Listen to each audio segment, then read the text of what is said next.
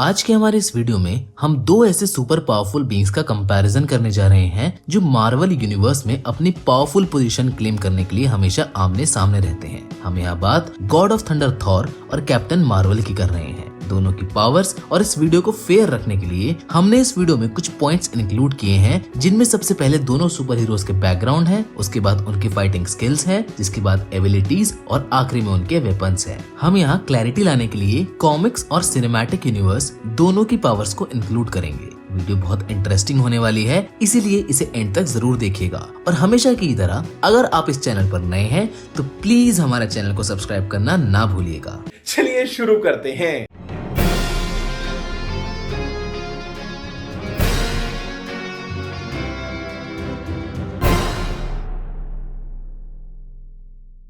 सबसे पहले हम बात कैप्टन मार्वल की पावर्स की करेंगे। कैप्टन मार्वल की ऑल्टर ईगो का नाम कैरल डेनवर्स है, जो जोसेफ डेनवर्स की इकलौती औलाद थी, जिसने बचपन से ही पायलट बनने का सपना देखा था। और जैसे ही कैरल 18 साल की हो जाती है, वो USAF यानी कि यूनाइटेड स्टेट्स एयरफोर्स में भर्ती हो जाती है। कैरल एक ऐसे माहौल में पली बड़ी थी जहाँ उसे हमेशा कदम कदम पर ये याद दिलाया गया कि वो एक लड़की है और प्लेन उड़ाना लड़कियों का नहीं बल्कि लड़कों का काम है। लेकिन कैरल इन चीजों से टूटी नहीं, बल्कि उसकी इच्छा शक्ति इतनी मजबूत हो गई कि उसने एयरफोर्स में भर्ती होने के बाद काफी सारे मेल सुपीरियर पायलट्स को अपने स्किल्स से इम्प्रेस कर दिया था। इन्हीं दिनों के दौरान कैप्टन मार्वल की मुलाकात मारिया रैम्ब्यू से हो जाती है, जो उसकी लाइफ में बहुत इंपॉर्टेंट रोल प्ले करती है। इसके बाद अननोइंगली एक इंटर यूनिवर्स वॉर के बीच में कैरल डेनवर्स फंस जाती है, जिसमें एक प्लेन क्रैश के दौरान कैरल टेसरेक्ट क्यूब की एनर्जी को एब्जॉर्ब कर लेती है। टेसरेक्ट दरअसल में एक ऐसा क्यूब है जो स्पेस स्टोन को रखने के लिए बनाया गया था। अब अगर हम बात कैरल डेनवर्स की फाइटिंग स्किल्स की करें तो कैरल डेनवर्स एक नॉर्मल ह्यूमन बीइंग थी, जिसको USAF के द्वारा ट्रेन किया गया था। लेकिन टेसरेक्ट और पावर स्टोन को एब्जॉर्ब करने के बाद वो बहुत पावरफुल हो गई थी, जिसके बाद क्री पीपल ने उसके अंदर क्री ब्लड ट्रांसफ्यूजन किया, जिसके बाद उसके अंदर super human strength, super human endurance, super human speed और सुपर ह्यूमन रिफ्लेक्सेस आ गए थे। और इजी लैंग्वेज में आप बोल सकते हो कि कैरल एक क्री ह्यूमन हाइब्रिड सोल्जर बन गई थी। लेकिन ये पावर्स तो क्री ब्लड ट्रांसफ्यूजन की वजह से थी, पर उसकी असली पावर तो एक ऐसी सेलेस्टियल एनर्जी से थी जिसे वो पूरा एब्जॉर्ब कर चुकी थी। पावर स्टोन की वजह से वो अपने हाथ से पावरफुल कॉस्मिक ब्लास्ट कर सकती थी, और उस ब्लास्ट की पावर इतनी थी कि वो एक ही बार में एक पूरी सिटी तबाह कर सकती थी। अब अगर कैरल की एबिलिटीज की बात करें तो कैरल बड़े बड़े एनर्जी ब्लास्ट अटैक्स को एब्जॉर्ब कर सकती है, जिसकी वजह से वो एक बहुत ही टफ कंपटीशन बन जाती है अपने ओपोनेंट्स के सामने। कैरल अपनी पूरी बॉडी के चारों तरफ एक एनर्जी शील्ड भी क्रिएट कर सकती है, जिसकी वजह से उसके ओपोनेंट्स को उसको टच करना भी बहुत मुश्किल हो जाता है। वैसे वो ग्लोइंग ऑरा जो उसके चारों तरफ रहता है, उसे मार्वल यूनिवर्स में बाइनरी के नाम से जाना जाता है। और रही बात वेपन्स और टूल्स की, तो कैप्टन मार्वल को किसी वेपन की जरूरत ही नहीं है, क्योंकि वो खुद एक अल्टीमेट वेपन है, जिसका एग्जाम्पल हम एंड गेम में देख चुके हैं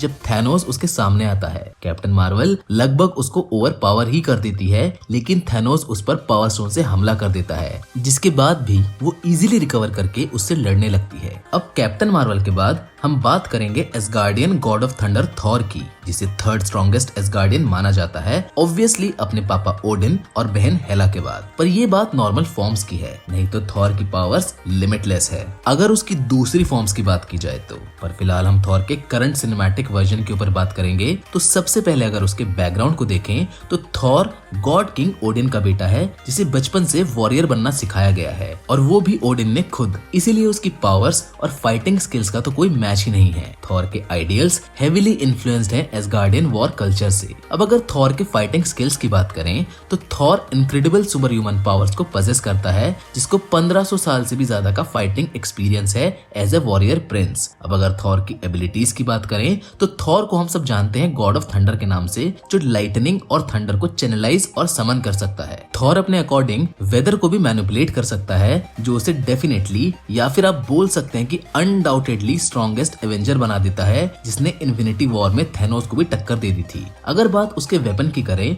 तो थॉर म्योल्नीर और स्टॉर्म ब्रेकर को वील्ड करता है, जो स्ट्रॉन्गेस्ट एसगार्डियन मेटल उरु से बने हैं। जिससे वो पावरफुल लाइटनिंग ब्लास्ट कर सकता है और अक्रॉस द डिमेंशन ट्रेवल भी कर सकता है। अब फाइनली इन दोनों की पावर्स को कंपेयर करने के बाद हम फाइनल कंक्लूजन की बात करें तो दोनों की पावर्स लिमिटलेस है। जहां फिर भी अगर बात hand to hand combat skills पर आती है तो हमें दोनों के बीच में टाई देखने को मिलता है। जिसके बाद अगर हम स्पीड की बात करें तो इसमें शायद थॉर कैप्टन मार्वल को ओवर पावर कर देगा, क्योंकि थॉर स्पीड ऑफ लाइट के बियॉन्ड 9 रियाल्स में ट्रैवल कर सकता है बाइफ्रॉस्ट की मदद से, जिसको वो स्टॉर्म ब्रेकर की मदद से समन कर सकता है। रही बात अब ड्यूरेबिलिटी की तो थॉर और कैप्टन मार्वल दोनों इनवल्नरेबल हैं, इसलिए इसमें कौन सुपीरियर है कहना मुश्किल होगा। ऐसे ही स्टेल्थ, फाइटिंग, एनर्जी और स्ट्रेंथ में दोनों सुपर हीरोज बराबर आके गए हैं, इसीलिए पावर कंपैरिजन इन दोनों ही सुपर हीरोज का टाई रहता है और ये कहना मुश्किल होगा कि कौन ज्यादा पावरफुल है। इसका मतलब थॉर और कैप्टन मार्वल दोनों बराबर पावरफुल है। हाँ, वैसे एक इंटरेस्टिंग चीज मैं आपको बता सकता हूँ कैप्टन मार्वल के बारे में, जिसमें उसने अनवर्दी होके भी थॉर के हैमर को उठा लिया था। ये बहुत इंटरेस्टिंग किस्सा है कैप्टन मार्वल के इशू नंबर 16 का,